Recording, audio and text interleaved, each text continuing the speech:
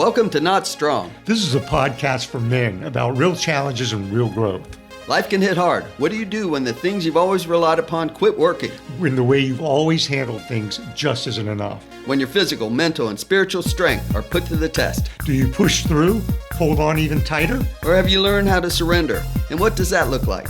We're here to explore the human spirit with you and share what it takes to press forward through life's greatest challenges. To tap into something bigger than ourselves and live a healthier, happier, more fulfilling life. Join us on the Not Strong journey. Welcome to Not Strong. My name is Kurtis Loftus. And I'm Tim Hamby. Empowering the human spirit. Tim, we are right over here. Tim, we are on episode 9. Yeah, doing good. Yeah, it's been a lot of fun so far. And we've got a really, I think, one of the strongest podcasts we can do to date just as men today. Yep. Yeah, happy Father's Day. Happy Father's Day. It's I am so encouraged. There's going to be a lot of unpacking. I think that both of us have some stories to share with each other, as well as the audience. And I know you're equipped with some questions. You're going to take the lead on this. As a matter of fact, we've had these conversations about the last 8 podcasts, and I love the fact that you give me a chance to kind of present ideas and explore them. And today, this is yours. Let's do it. All right. Well, let's get into it. I love it. It's one of my favorite holidays, and I don't really consider it a celebration of myself or of dads. I kind of look at it in reverse. Just the gratitude that I have to be a father, and it's something I celebrate my kids. I celebrate my daughters, and just what a privilege it is to be able to have kids and understand that whole experience. Yeah, we both have 2 daughters, so that's unique. I mean, that we get to sit down and talk about not just fathers, but then having both of us growing up and becoming dads, and then becoming dads of 2 girls, each of us, and then what that might look like. We won't just hang on those specific attributes, but I think that for men, certainly, and you and I are in our 60s, so for us, and long-term marriages, raising up girls, raising up daughters is it's just a lot different than raising up sons. Yeah. It's a huge blessing and a huge responsibility. Huge. And raising girls is probably, I'm guessing, I don't know, I don't have a son, but I'm from a family of 3 boys, so I understand it kind of in both directions from that sense. But there's a big responsibility. And really for anyone with kids, and definitely for daughters. But we kind of talked about this a little bit before the podcast. But the relationship between a person and God the Father. What happens with a child and their relationship with their dad? It translates over to that paternal relationship that exists between man and God, and the experience that our children have, the lessons and the values and the experiences that we impart upon them, it can have a big influence in their spiritual relationship. I was just thinking, Tim, we're deep into this already, and going, wow, you know what? We didn't even pray yet. So, yeah. Do you mind getting us into that? Right. Lord, we thank you for this time together today. And as we discuss fatherhood, we pray that anyone out there watching would be blessed by this podcast and take some inspiration or insight away from it. And we just hope all the dads out there and everyone who happens to see this has a blessed day. In His name. Amen. Yeah, thanks. I know it's a little bit out of sync with what our last couple podcasts have been like. I truly believe us praying, I know us praying gets our hearts right. Yeah. And I kind of, before we get into a couple of these questions, which should be fun, I did, kind of want to go through a couple of stats that I pulled up on the subject. This is interesting to me. So 63% of men say that being a dad is extremely important to their identity. Fathers' involvement in daily childcare is at its highest level ever. Still lower than moms, but it's on the increase, and that's encouraging to me.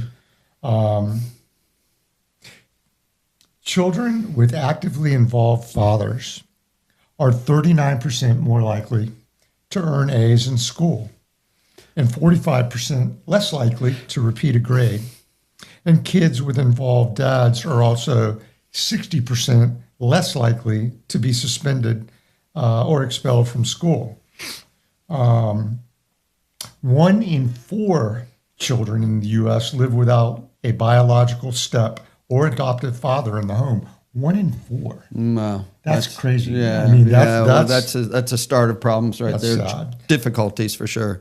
Children in father-absent homes are 4 times more likely to be in poverty, 2 times more likely to drop out of high school, and 7 times on our side, 7 times more likely to become pregnant as teens. Mm-hmm. So, but the encouraging part again, modern dads spend 3 times more time with their kids than dads did in 1965. Yeah. I'd say, it's curious. I'm glad that's here, and not to go down rabbit holes, but that's what I love to do. Yeah.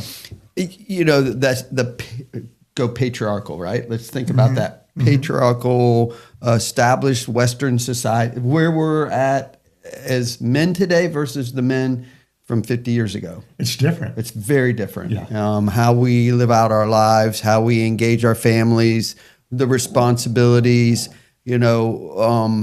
just even our openness as men, and what, our openness as men.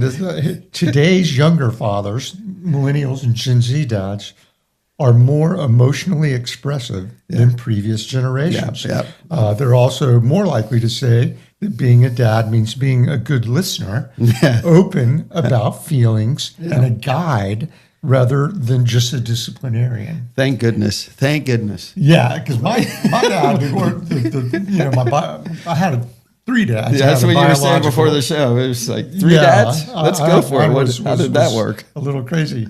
No, I was adopted at age 2, and my parents knew each other, had a relationship, but my father was a state trooper, and he wanted to live in a different part of Florida for that, and my mother wanted to keep me here in Jacksonville, in the big city, and for education purposes and different things. They ended up splitting up. But we had a good relationship, and he left me a letter, a really kind letter, talking about his faith. Wait, now, so how old are you when this is happening? Well, I was 2 when it was happening. And he's leaving you a letter. He wrote a letter for when I would basically understand it. Yeah, understand it. And he said that he said one day, when you're able to read this, and he said, I want you to know that I had a hard time with this decision, but I did what I thought was best for you and Rob, my brother. And he talked about his Christian faith in this letter, and hoped that we, carried that with us, and said that he was guilty for doing this, but that he felt it was the right thing for us. Wow. And so that was, and then my dad, who raised us, my mom eventually remarried, and he wanted us to feel like we were his own, and which is another great thing, and so he wanted to adopt us. Okay. So he adopted us, and so I was never without a dad, but that fellow and the person who raised me, he was a disciplinarian, like so many other dads back then. kind of a workaholic, and I think that was common for the culture. Yeah. And you say you bring up culture. And so you have what I believe is,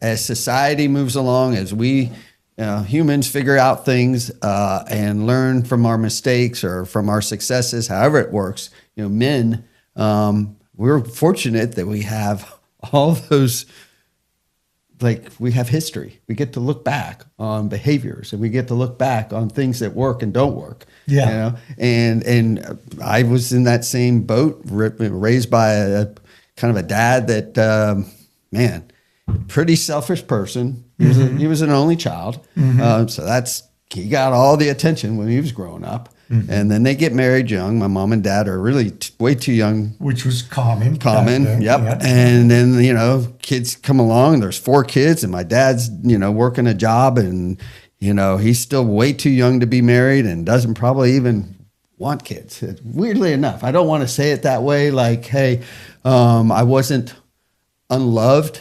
We did not have a home, a house that had God first, truly first, and these principles that we're going to try to talk about today, in terms of what being a dad and a father, being a husband, what does that really truly look like? And one of the things in my research, Tim, I do a little bit and we laugh because I'm throwing stuff at you all the time before the shows. And I'm like, well, stewardship came up as a man. Stewarding things becomes really our most important job. It's a good word to describe it. It really is an interesting word. And you go, oh, steward, and you realize, well, it establishes these are things that you do not necessarily own. These are things that are important to you and how you move those things along, how you cultivate them, whatever the proper word is.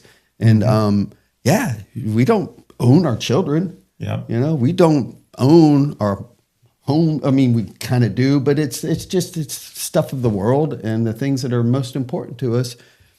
This relationship with God, that understanding of, hey, I'm here to glorify God.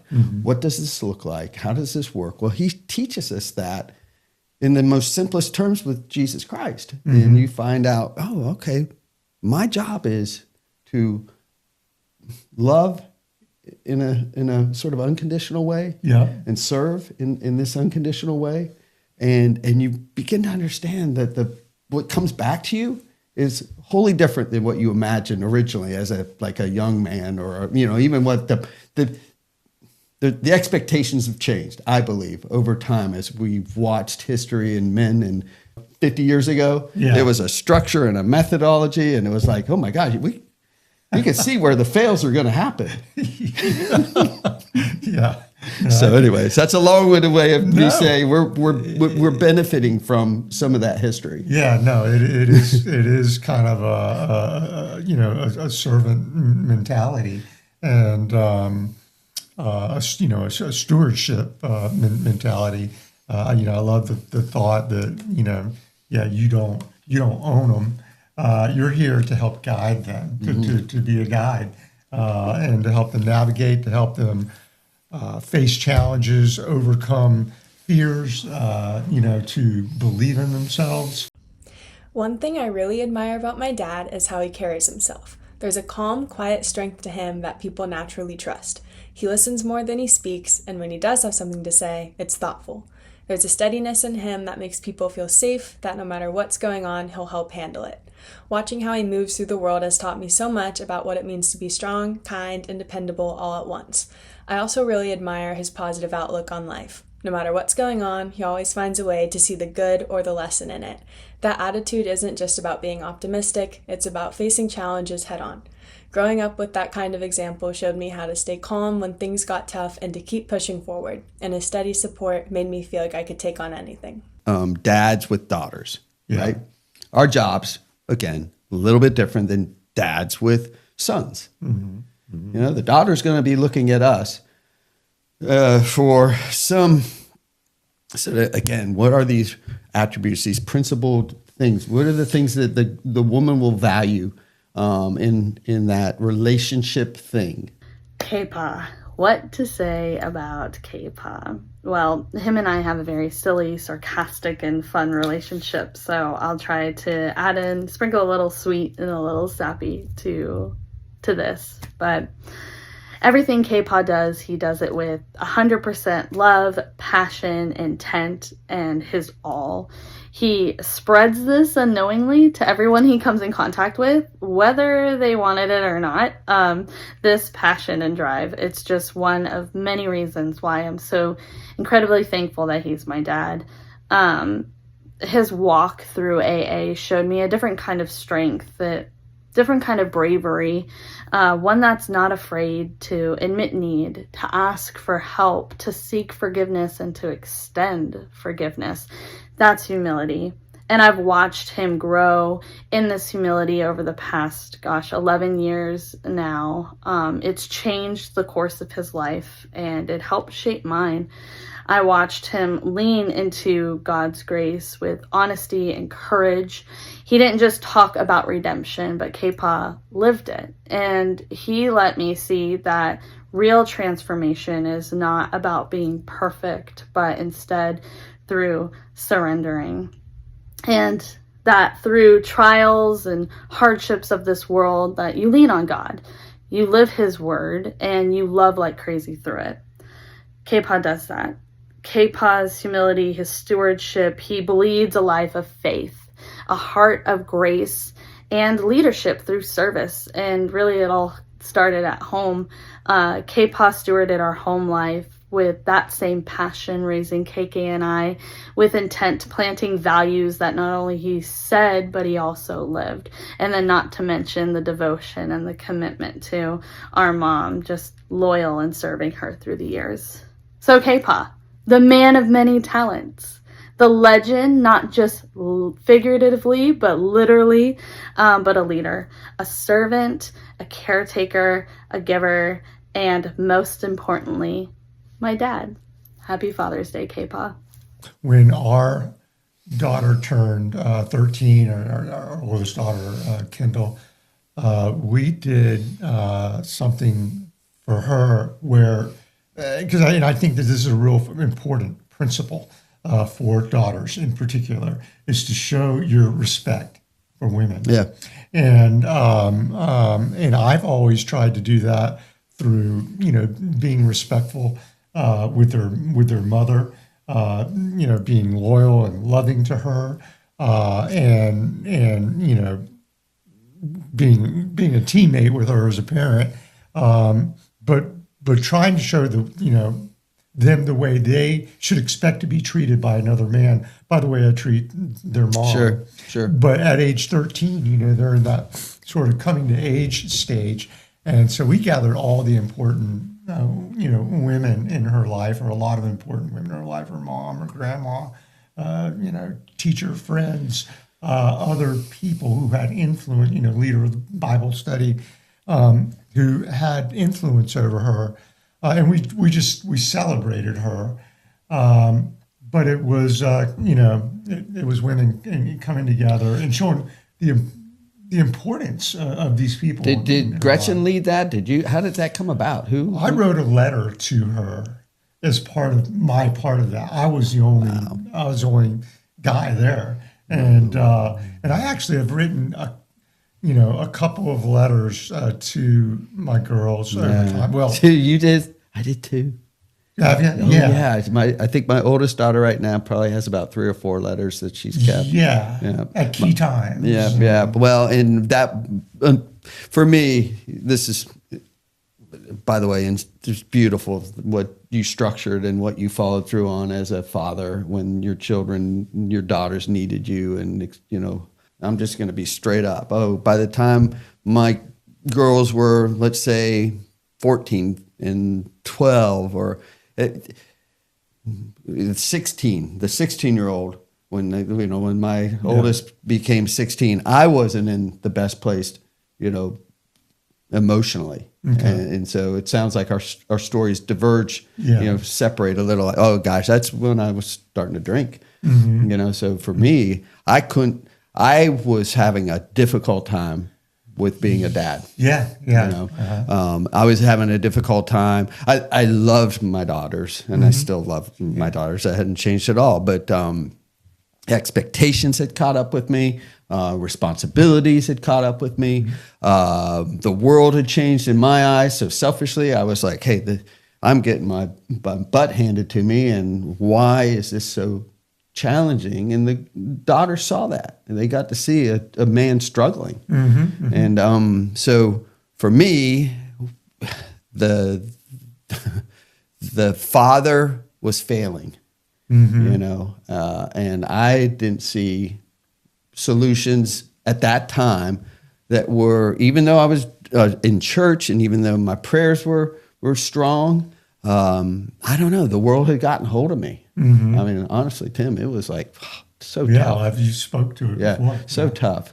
So, and again, working through that, and it's not something that happens overnight. It takes time. It takes a lot of work. Hi, K-Pa. Happy Father's Day. Where to begin when describing my dad and how amazing he is? Let's see. He is super, super ambitious. Like, he goes after anything like he wants to do, anything he wants to achieve, he literally charges forward, like, head on. And he always finds creative outcomes for everything he does too, which is really amazing. The other really cool thing about my dad is that he literally built like something out of nothing, decked the chairs, like literally out of nothing. He saw a lifeguard chair and he's like, I'm gonna decorate that. And that's really cool. And also his business, he also built from the ground up, his magazine and everything. He's just, it's amazing what he's done and what he's still doing today. Also, he's just a super amazing dad in general. He loves me and Kirsten tons. He loves his grandkids ton. Just the way he shows his love is also amazing. He wants to always help all the time, and that's great. He wants to help others.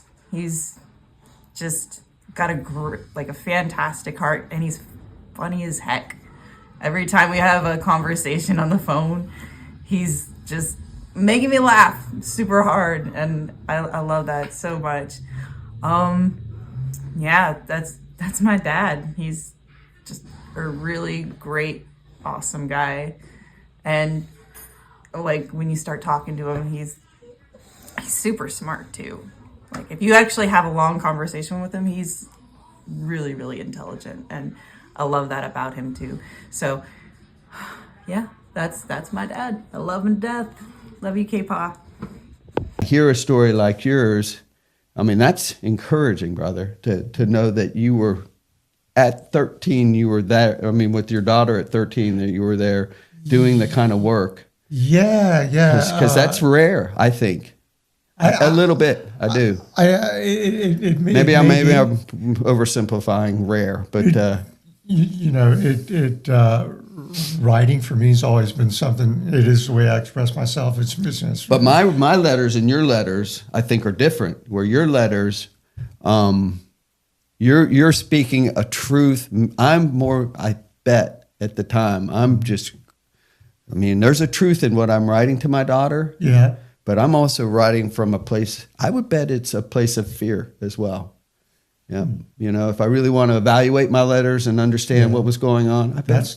That's interesting. I'm going to have to read those. Mine were more, as you're setting off into the world, these are the things that I want you to be thinking about. Good for you. One of my favorite things about my dad is the way that he leads by example. He's always told us to be kind, honest, and humble, but what makes his words so impactful is that he lives by them himself. These values aren't just lessons he teaches us, they're an integral part of who he is. For as long as I can remember, he has been able to find the balance between being emotionally strong without becoming emotionally closed off. I've seen him navigate some really tough times with quiet courage, allowing himself to feel, process, and then move forward with grace. Watching him manage his emotions with honesty and composure has taught me so much about how to handle my own. He's someone that I look up to not only for what he says, but for the consistent and compassionate way he shows up in the world every day. His example still serves as my blueprint, reminding me that the way we choose to live, especially when no one else is watching, matters more than anything that we say. One's under, a letter to my daughter on her 13th birthday, and I have a personal blog and that I publish, and that is the number one post that I've ever had. And people have written me and they say, "Hey, thank you for writing this." It gave me, an idea to send a letter to my own daughters. I loved it, and then there was another one that I wrote to both of them. At kind of a critical time, one entering high school, the other in middle school, and getting into activities and everything about believing in yourself. And that one was more about overcoming fears and challenges and putting in the preparation so that you would have the confidence to be able to succeed. And so that was another one. That's awesome. But then same thing through every holiday, every birthday, every Christmas and stuff. It's just they know what I feel about them, and what I want for them. Sure. So not that I haven't had plenty of failures as a dad. And as you were speaking, I'm thinking, okay, so what happened next for me? 2014, I started into recovery, and by 2015, 16, my health and my head, my spirit, everything is kind of like engaged again. And that's such a great lesson of perseverance, persistence. So do you know what I did? I started writing letters again, but I was publishing them in the Beaches Leader. I was able to get 3 different letters to my daughters published in the Beaches Leader. Oh, wow. That's sweet. I'm going to find those now. Yeah. One was a Father's Day letter. Yeah. Yeah. Okay. And one was literally when my youngest was getting married. And then, when your daughters are getting married, it's massive. Yeah. And you want to speak to that in some way where you can, again, encourage them and find. You're a very good writer, by the way. I've always. I get lucky sometimes. if I get out of my own way. If it's honest. And that's always best for all art and thank you. Creative things. And I believe that too. I believe that even in not even GPT can do that. You just got to keep it honest. It's authentic. Yeah. And I think people enjoy authentic, and that's probably what you're going to hear a lot of today's like Father's Day lesson or Father's Day discussion is going to be, are those two dudes being authentic? Yeah. And you can tell you're authentic, and I hope people see authentic in me because it's one of the greatest responsibilities I think I've ever imagined is, having a child and especially a daughter and somehow managing it, It's something else. So I've got for Father's Day, I've got some questions for you here. And I just thought that some of these were kind of interesting, and I'd like to get your response on these. So what did you learn from your own dad, good or bad? Yeah, really some simple ones, and that is that, marriage is a covenant. And that when I entered into it, I selfishly tried my best not to kind of behave like my dad, who was, that single only child that kind of was very selfish. And I'm not describing this well, but I determined that I didn't want to live out my marriage as someone that was oriented around himself. I wanted to try to serve my wife the best I could. And it was difficult early on.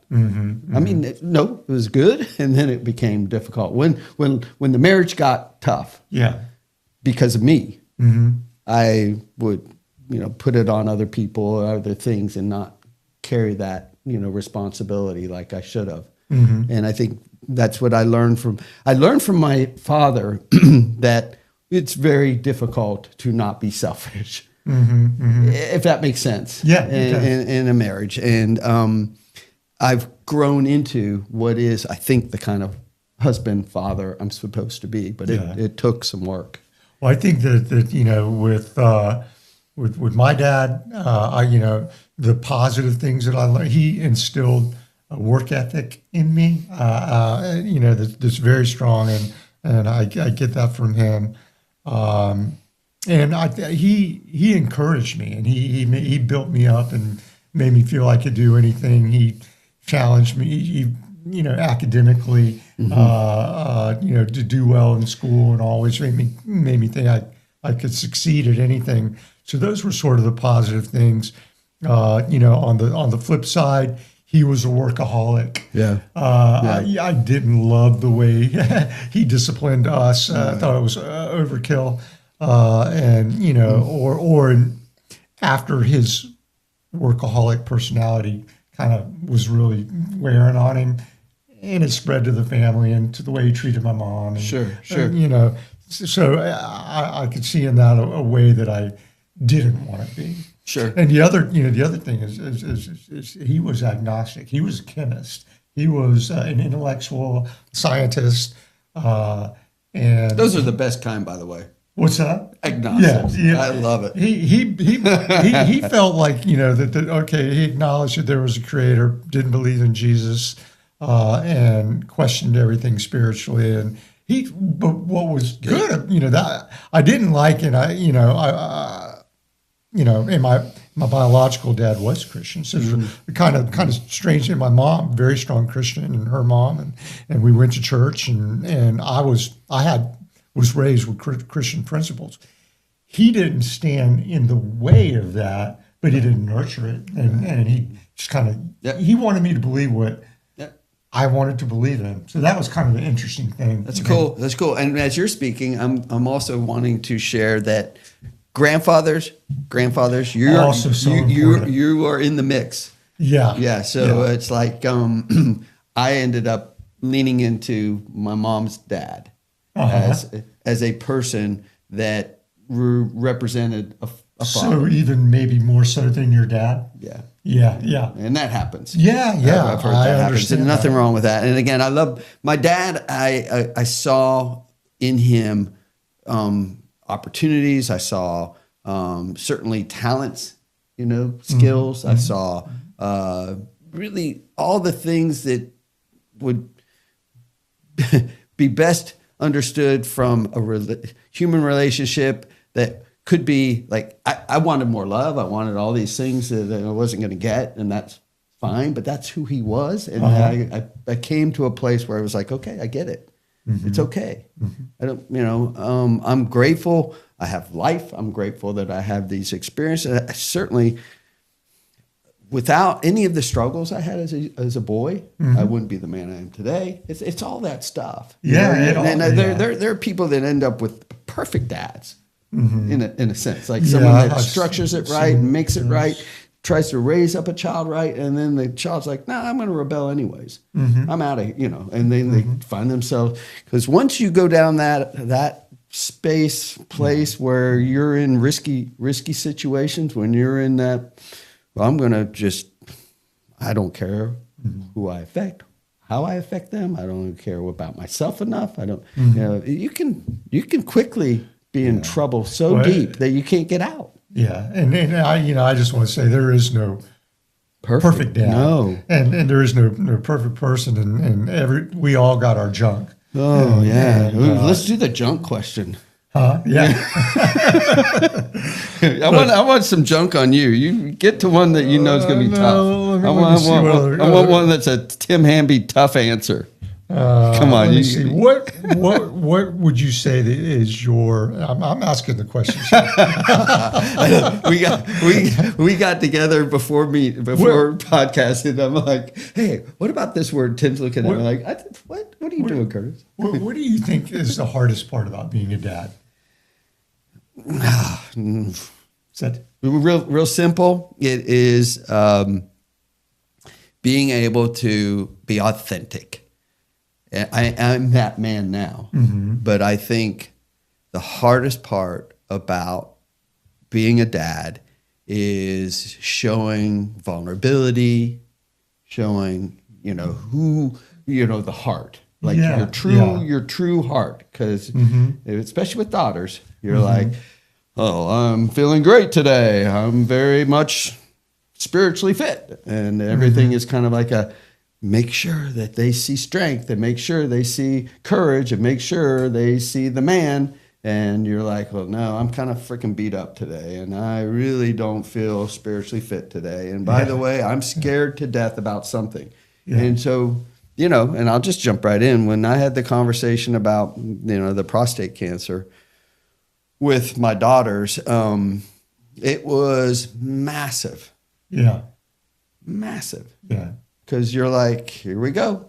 I've got to reveal stuff. And huge. So lots of questions about how much you should reveal. Yeah, all of it. How should you hold it close? Should you give them the full honest truth? All of it. All of it. Yeah. And so I think men, and it sounds like even with your studies and what you got out of your research is that men, boys, whatever, this part of who we are in this beautiful creation, this beautiful life experience, this thing that we're blessed to enjoy. We're still discovering like our spiritual potential. You don't stop. That's why this is such a cool topic, because I think the spirit is unbounded. Yeah, and it reminds me of something that someone told me a long time ago when I was raising the girls, and it was a business meeting, and I was talking with another fella, and mentioned the kids, and my kids were, I guess, in middle school at the time, and he had older children, and I was just talking about what a special time it was through the early years and watching them. As infants and elementary school and middle school and all this, and it was so great. And he told me, he said, "Well, let me tell you this." He said, "It never ends." And what are you talking about? And he said, he goes, "There's always something that they're doing that makes you proud. There's always, a new way that they're growing." Yeah. He goes, the high school graduation, if it's, getting married, a job, things they're accomplishing in their field. Just he goes that father-daughter, father-child, relationship.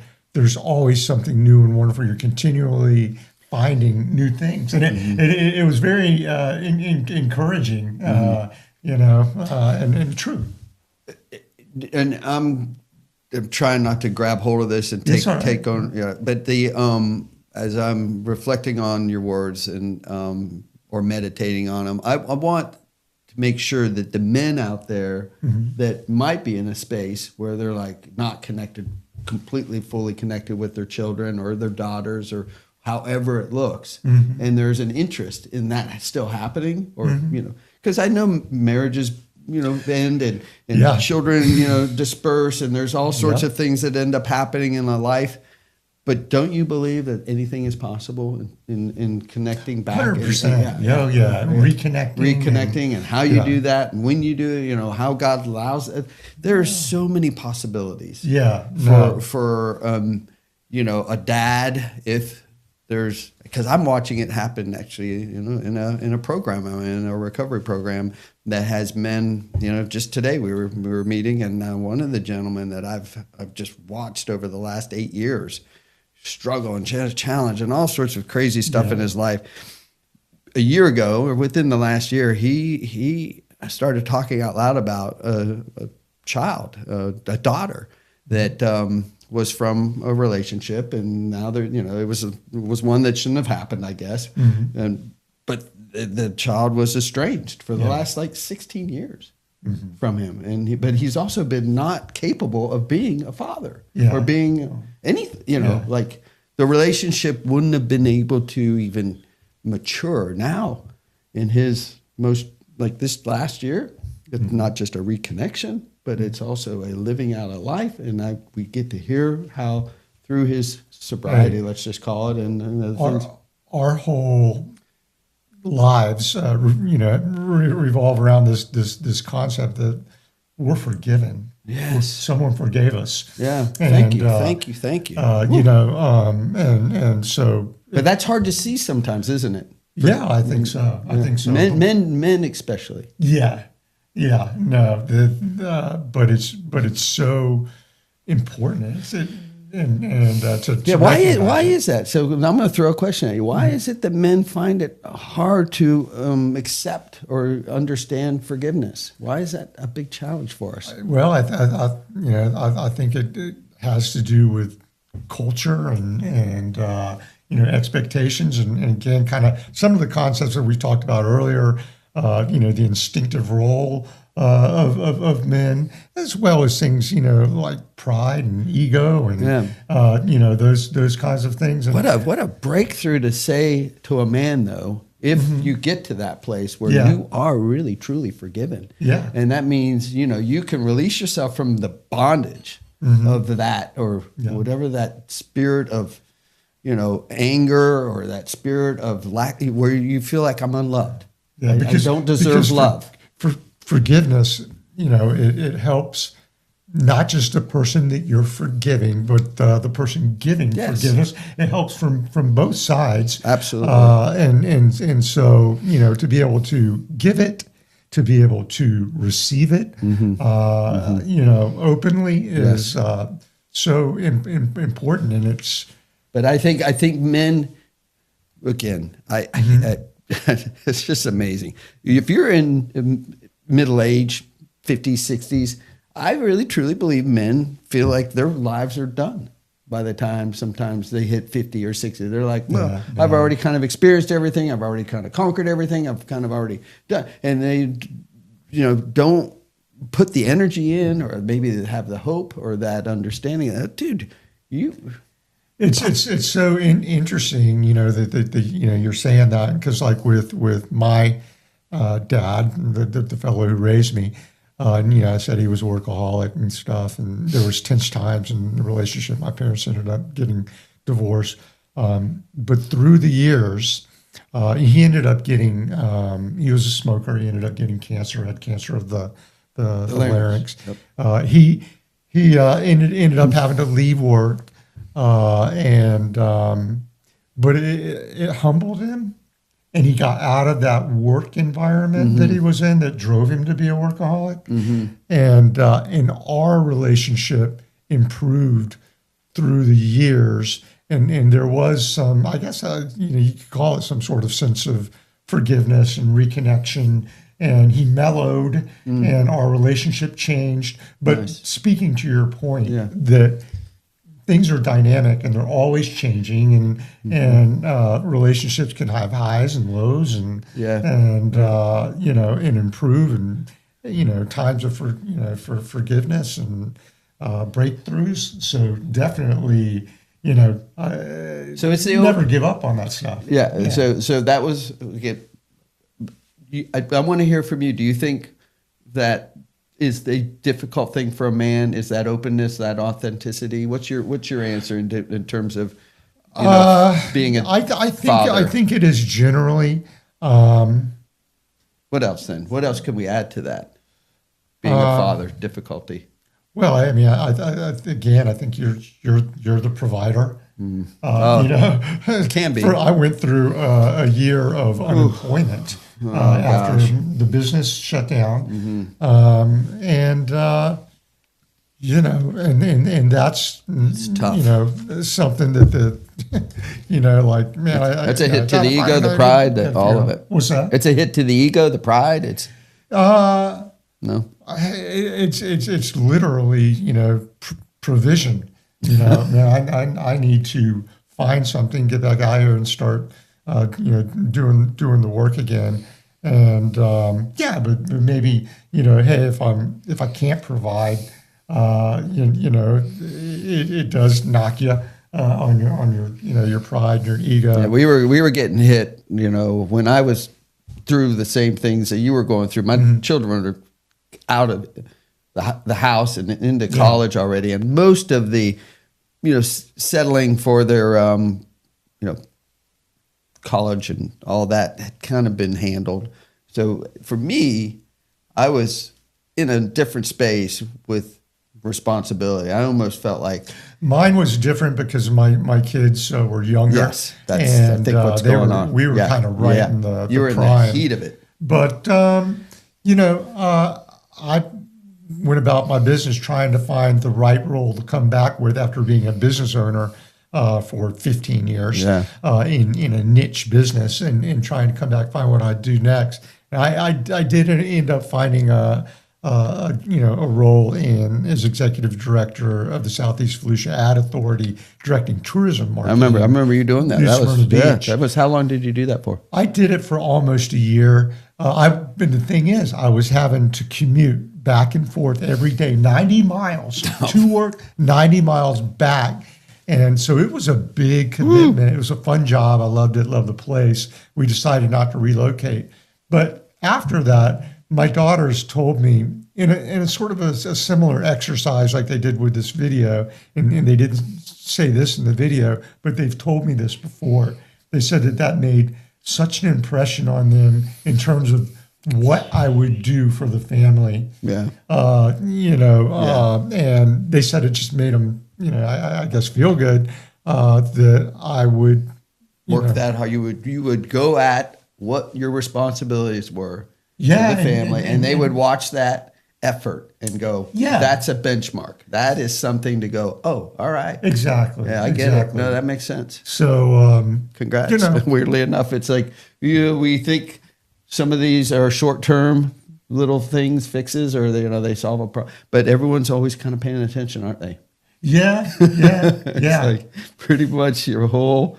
And another thing that happened to me in that moment was, I used that time to hang with them. I was in their schools, doing art programs with them, presenting art to their classes, and when you had a little bit of the break from the big job stuff. Yeah, exactly. and was able to surf a lot with my younger daughter, and so there's a benefit. I was finding moments to take advantage of and use. Good for you. Here you go. So when my grandfather was out of work back in the 1920s, when the Depression era, something like that, when he was out, do you know what he did? What did he do? True story. He left the house as if he was going to a job. He would go down to some park space and hang with the other men. Do nothing. Wow. Because they were embarrassed. They didn't have work, but they didn't want to be at home.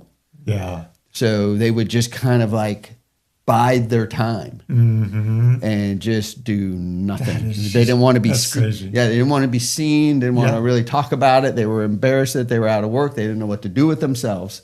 So and I think this is kind of true for a lot of men during the Depression era.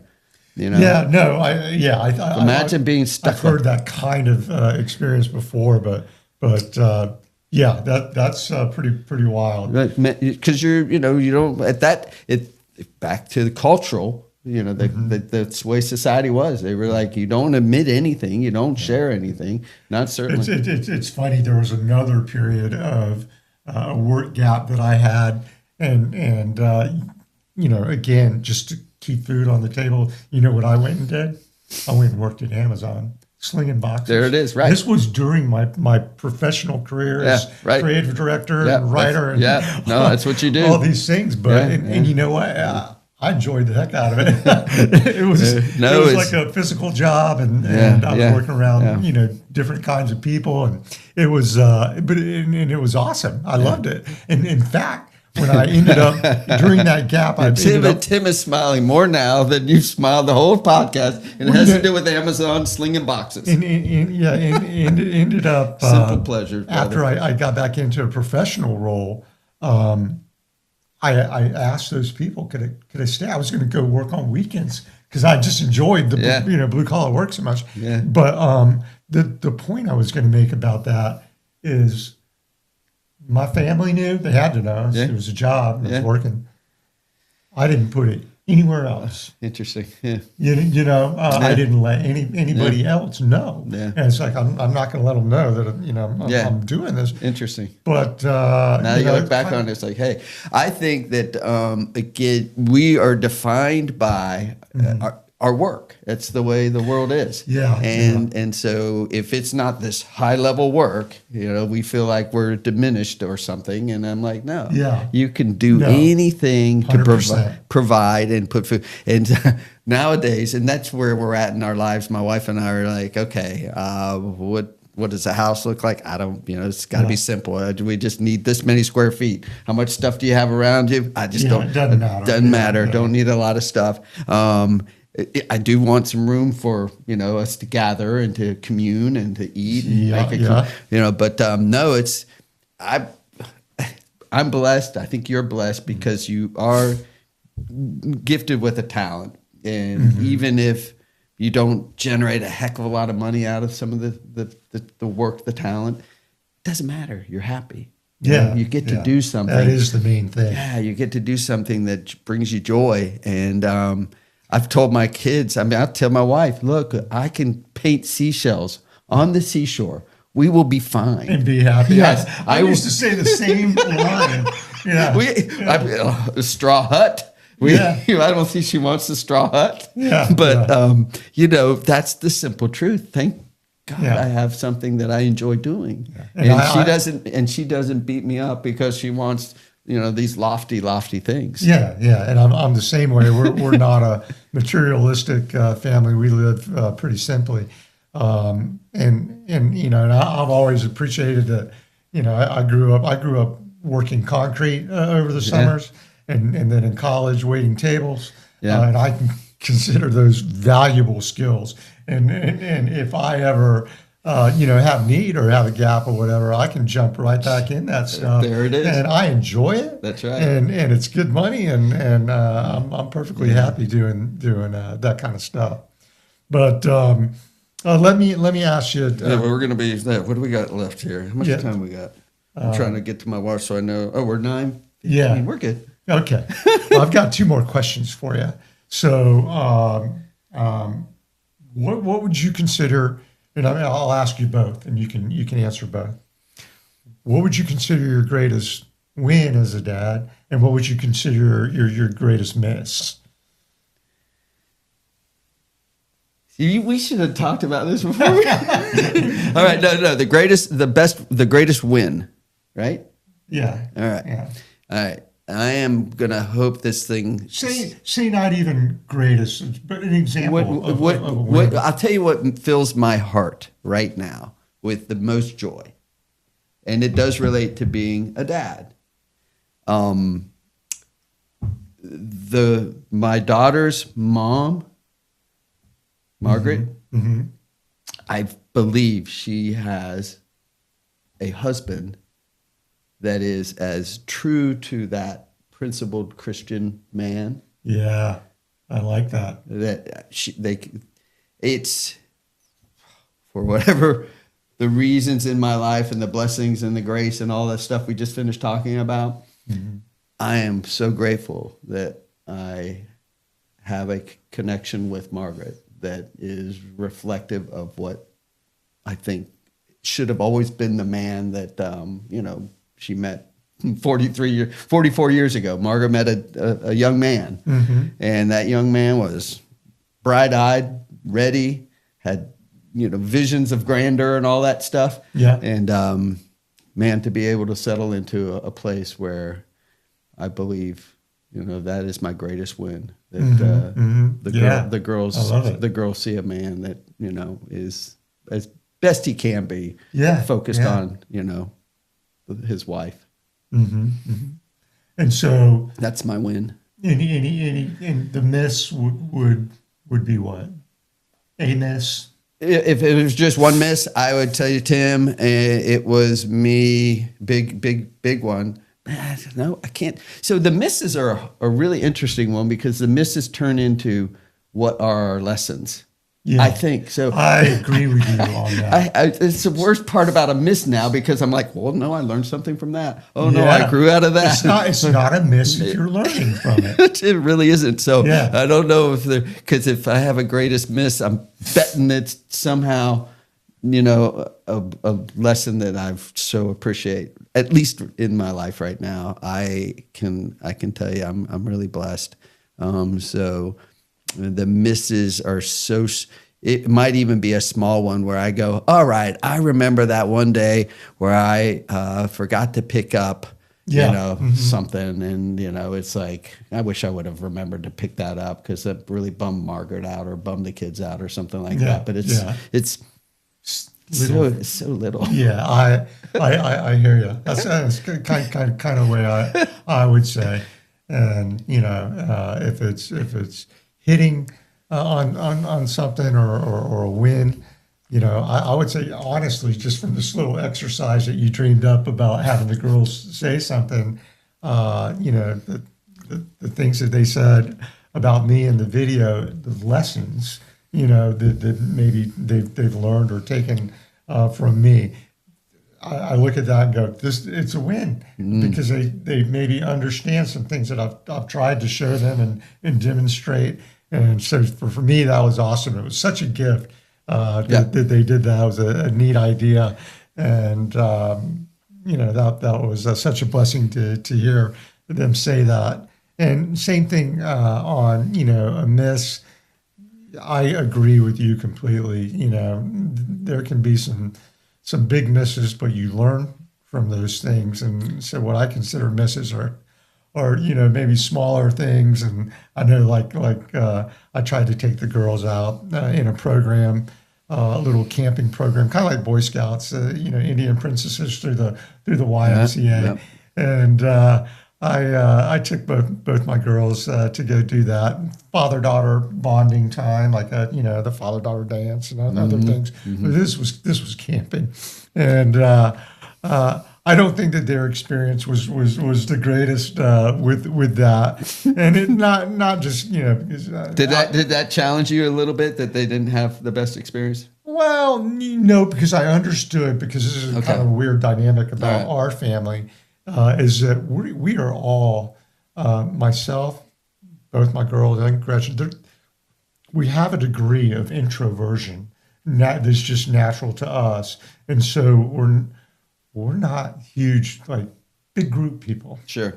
And we're very focused on each other and one another, on our family unit. Yeah. And so, this was other men and many other daughters. And I love the concept and encouraging the father-daughter relationship in this way. And the guys are getting to go camping and the girls are getting to have fun. But it's, the group setting, I guess, is what I'm getting at. Yeah. Just isn't our thing as much as we'll take our family and go on a trip or whatever. Yeah, no, it makes sense. That just makes perfect sense. Yeah. And I think the extrovert in me was almost brought out because of a way of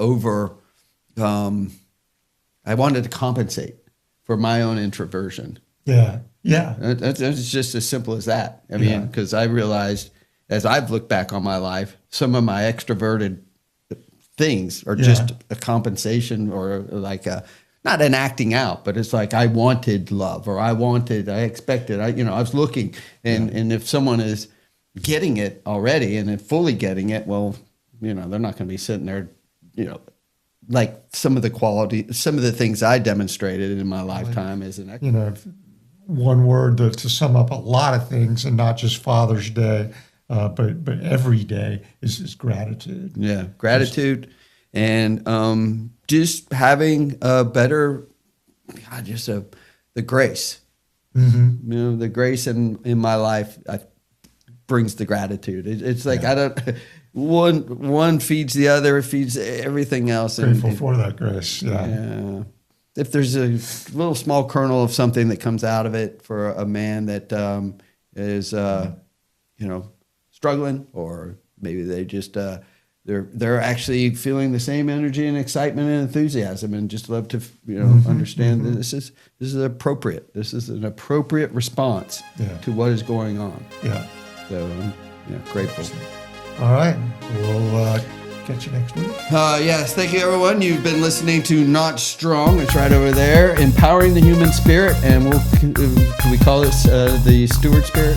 Yeah. All right, thanks, brother, and we'll see you next week.